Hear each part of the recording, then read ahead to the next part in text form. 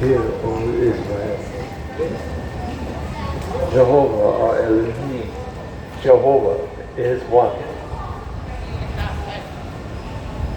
Shema Israel, we find in Deuteronomy 6th chapter, the 4th verse.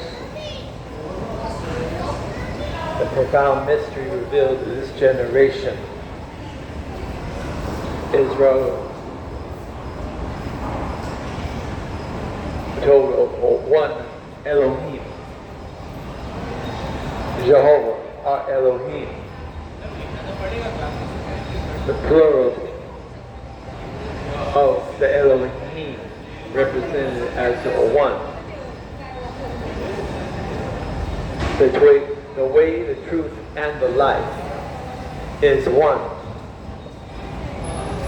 And now the prophecy of the wedding goes forth. For Father, He prepared the fields and gave to His Son an inheritance and appointed a day for the wedding. It is prophesied concerning the end of times. A time when people would be likened unto clay, feet of clay with toes of iron. Clay where the people would not mix an iron because of the cruelty of the law. And now we find times when we call modern times, believing we have ascended, we have arisen from the days of old when brutal tyrants would rule over the earth. And yet, just as we find the same sin, transgressions, rebellion, iniquity that was in the earth before the flood in Noah's day, it's still here today. We find that nation rising against nation without cause, except to plunder, to steal, to kill, and to rob.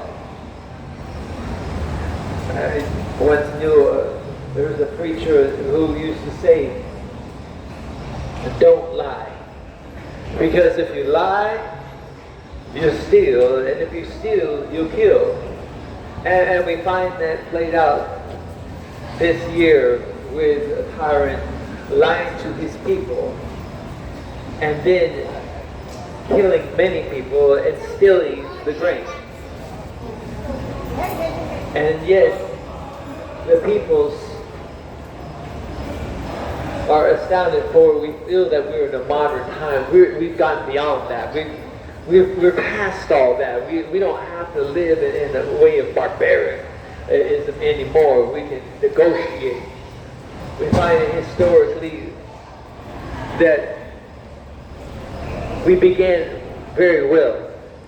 There were 8 souls that survived the flood. 3 sons that were trained as engineers. They knew how to work with wood. They knew how to work with metal. They knew how to work with stone. They were architects. And they lived to hundreds of years. So they were very wise and knowledgeable. And yet, there arose a division and even apostasy as one grandson began to worship demons and became a ruler and tyrant and even a cannibal. We find that there have been wars upon the earth, even unto our generation, without cause, without justice, without justification, so to speak. We must look to one thing, is that we find the illness, we find our sorrows, we see we need a cure, and our physician, our cure, is from the beginning. When we return to Jehovah, and we return to that which we were created for, we find in Jehovah our example, and the way, the truth, and the life. Today I'm looking at a protest across the way. People protesting for the cutting off of federal funding to kill their babies. It's obvious before man and before God that there needs to be repentance in the earth. With what insanity that people would pay a doctor to kill their baby. What insanity that people would mourn and groan about the right to destroy lives, as though it were freedom and a right, unquestionable right to kill. It is the way of the evil one. It was a way of the one who wages war against humanity. It's a crime against humanity. And yet, people, as I say, you talk to somebody about good health while they're poisoning their body, they can't take it seriously because they haven't ceased to do evil to their own body, so they have no regard for anybody else. But here we have the message of hope. Jesus said that though the devil came to steal, kill, and destroy, he came to give life, and life more abundantly.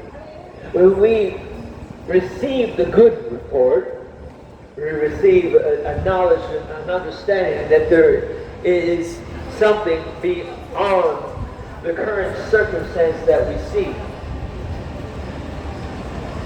This earth was not created to be destroyed in the hands of men. And we're coming upon the end of the reign of man over the earth, the fall of every religion, the fall of every kingdom, and the rise of the everlasting kingdom that has no end. It is the kingdom of righteousness. It is a kingdom of where man and woman are held as honorable children of the Most High. It is a kingdom where there is no exploitation. It is a kingdom where there is no extortion. It is a kingdom where there are no lying ways. It is a kingdom where there is not plotting unto the death of the innocents.